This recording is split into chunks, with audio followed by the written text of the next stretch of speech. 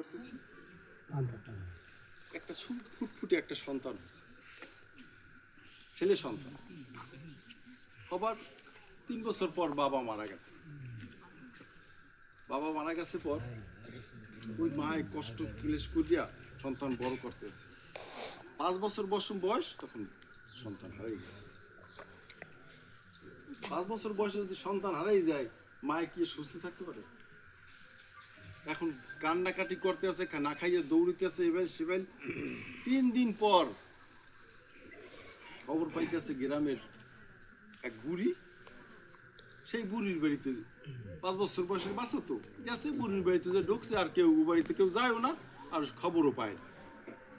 3 দিন পর ওই সন্তানের খবর পাইছে ওই মা, পাইয়া কত কান্নাকাটি কত কিছু।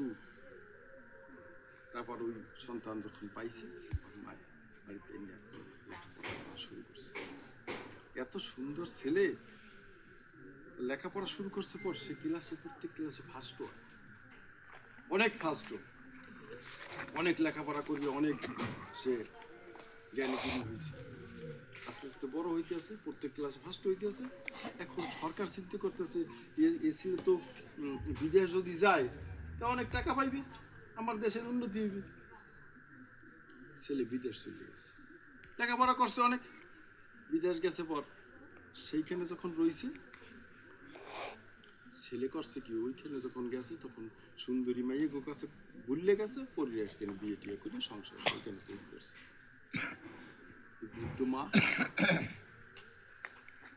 বৃদ্ধ মা তার বয়স প্রায় 60 বছর, ওই মাসের মধ্যে কিছু টাকা পাঠায়, আর ওই মায়ের সংসার চলে।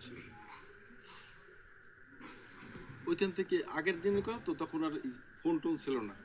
ওই ছেলে চিঠি পেটেছে, মা আমি কিছুদিনের মধ্যে বাড়ি আসতেছি, আমাদের যতটুকু জমি টমি আছে ওই বিক্রি করিয়া আমরা আমেরিকা চলিয়া মার উদ্দেশ্যে থাকবো না। আর বেশি তো আর জমি না, কুড়ো আনে জমি বাইরে, আর কুড়ো আনে একটা বাড়ি আছে, এই 2 কুড়ো জমি মাত্র বাড়ির মধ্যে। মায়ের খুশিতে আর নাই, আমি আমেরিকা যাবো, ও বাবা কত খুশি। আমেরিকা যাইবে একটা খুশি না, বুড়া মানুষ যদি আমেরিকা যাইতে পারে, বন্যার মানুষ যদি আমেরিকা যায়, মুই তো খুশিতে লাভ দিয়ে কোন জায়গায় যাই কই দিবে শুরু ঠেক নামা গেলে হয়, মা কাকাই কয় ঠেক মাক গাড়ি পালা। বুড়ি এখন সব কিছু গুছিয়ে গেছে, রেডি করছে, আমেরিকা যাই। পোলা এসে কইতেছে, মাগো আমরা তো আমেরিকা যাবো, তাহলে কাজ করি। কি জমি জমা যেটু আছে বেশি কিনে টাকা পাওয়া লই যাবে, তুই জমি কাটবে, ভালো না বুদ্ধি, কাটবে তুই যাবি জমি জমা, তুই জানি বুদ্ধি টুদ্ধি করিয়া জমি জমা ডুবে আসছে। টাকা টাকা নিয়া দুজনে রওনা করছে, মায়ার বাবায় রওনা করছে, বিমানবন্দর গেছে।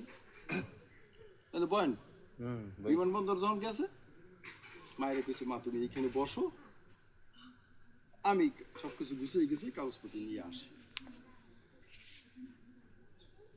যখন ছেলে ওইখানে কাগজপত্র আনতে গেছে, মায়ের তো বসে গেছে,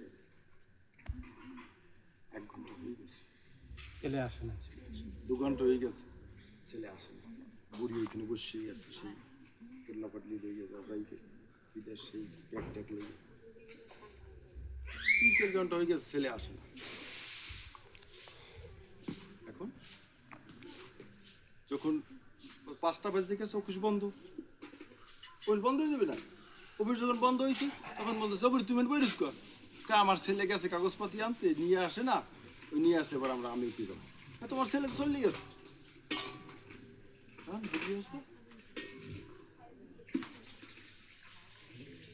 না আমার ছেলে আমার ফিল্ডে যাইতে দেবে, ছোট্টবেলা একবার হারান গেছে, 3 দিন পর আইসা, আমি একদিন বই থাকতে পারে, এয়ারপোর্টে কি বই থাকতে দেবে তোমার?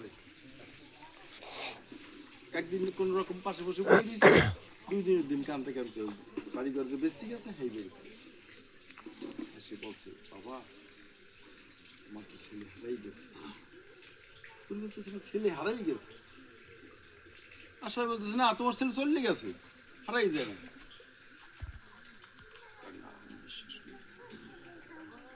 আমি বিশ্বাস করি না আমার ছেলে হারাই গেছে। ওই বাড়িতে যখন আসছে, যে বাড়িতে যার কাছে জমি জমা বিক্রি করছে তার কাছে এসে সব কথা বলার পর বলি, তো তুমি একটা কাজ করো, তোমার একখান ছোট্ট গরু দিয়ে দিই তোমার বাড়ির ওই মাথায়, তুমি ওইখানে থাকবা, আর তোমার ছেলে যদি আসে কিছুদিন ওইখানে থাকছে, এবার তো বুড়ি অসুস্থ হয়ে পড়ছে, বলার চিন্তায় চিন্তায় একাল অসুস্থ, মরে মরে প্রায়। তো বুড়ির কাছে জিজ্ঞেস করতেছে, বুড়িমা তুমি তোমার আত্মীয় স্বজনের কাছে যাও, তুমি হয়তো আজকের বা কালকের মারা যাবে।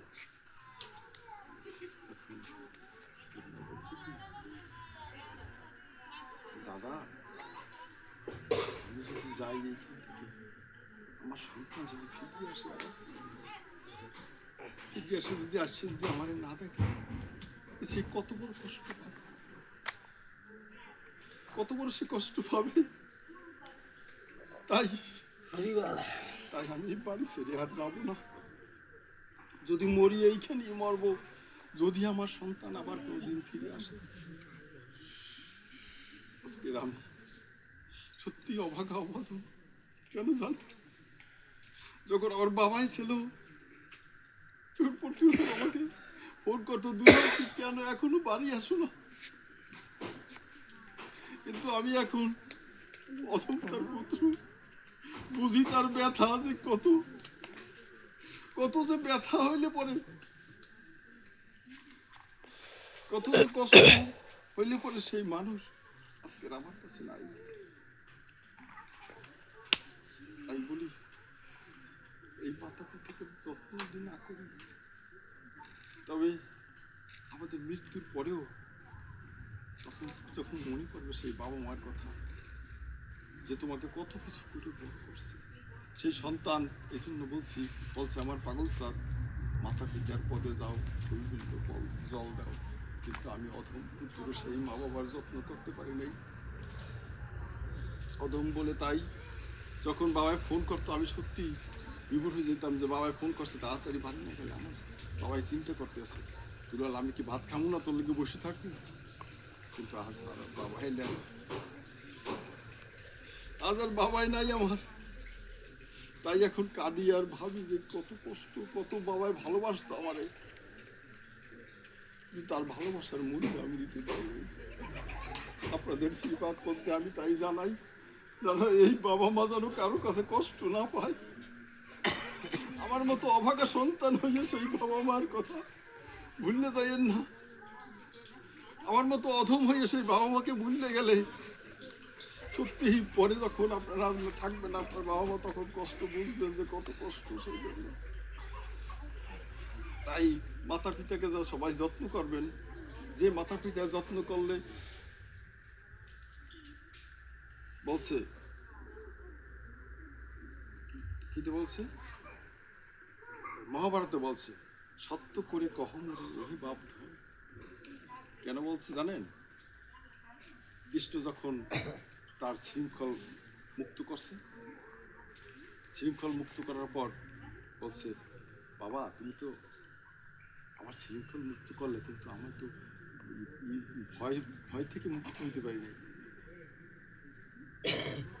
কেন, যদি ওই যে অন্য যারা আছে, ওর ভাই ভগ্নী অন্য যারা আছে, ওরা যদি আমাকে মারে, তাই বলছে সত্য করে কহ মরে ওহে বাপ ধন, তুমি কি যাবে তুমি সেই বৃন্দাবন, মাতার বচন করে করিল, শোনো মাতা বলি আমি শাস্ত্রেরই বচন, মাতা পিতা যেই মুড়ো পালন না করে তার মতো নাই সংসার।